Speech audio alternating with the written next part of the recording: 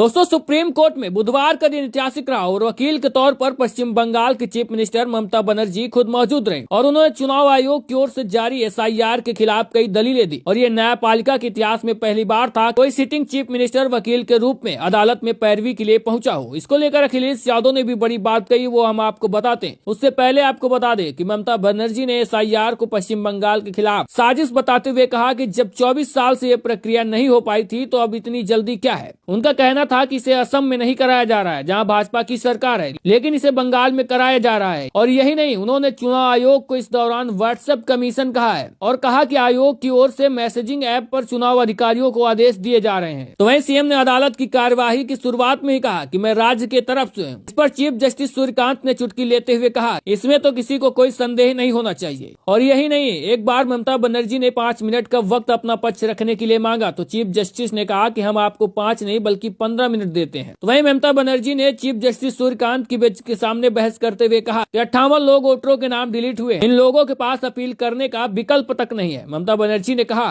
कि केवल बंगाल के लोगों को बुलडोज करने की साजिश है। यही नहीं, ममता बनर्जी ने यह भी कहा कि एसआईआर की प्रक्रिया सिर्फ वोटों को डिलीट करने के लिए है। तो इस पर जब चुनाव आयोग के वकील ने नामों को मिसमैच करने वाली बात कही तो ममता बनर्जी ने एक व्यवहारिक समस्या को गिना दी और उन्होंने कहा कि मान लीजिए कि एक लड़की का विवाह हो जाता है और वो ससुराल चली जाती है, फिर वहां पर अपने पति का सरनेम इस्तेमाल करने लगती है। और उन्होंने कहा कि ऐसे मामलों को ही मिसमैच बताया जा रहा है और लोगों को वोट हटाए जा रहे हैं। इस पर चीफ जस्टिस सूर्यकांत ने कहा कि ऐसा नहीं हो सकता। तो वहीं वकील बने मुख्यमंत्री ने कहा कि ऐसा ही हुआ है और ऐसी बहुत से लड़कियों के नाम डिलीट हुए हैं जो ससुराल शिफ्ट हो गई हैं। और इनके अलावा ऐसे बहुत से गरीब लोगों के नाम हटा दिए गए हैं जो रोजी रोटी के लिए बाहर निकले हैं। उन्होंने कहा कि बंगाल के लोगों को बहुत खुशी होगी कि यदि अदालत यह आदेश दे कि एसआईआर में आधार कार्ड को भी मान्य किया जाएगा। और उन्होंने ये भी कहा कि अन्य राज्यों में डोमिसाइल सर्टिफिकेट और कास्ट सर्टिफिकेट भी मान्य किए जा रहे हैं, सिर्फ बंगाल को ही टारगेट किया जा रहा है। और 4 राज्यों में चुनाव होने हैं, आखिर 24 साल बाद क्यों एसआईआर हो रहा है और वो भी 3 महीने का वक्त बचा है, इतना जल्दी किस बात की। फिलहाल फसल कटाई का सीजन चल रहा है, लोग यात्राएं कर रहे हैं। एसआईआर की प्रक्रिया में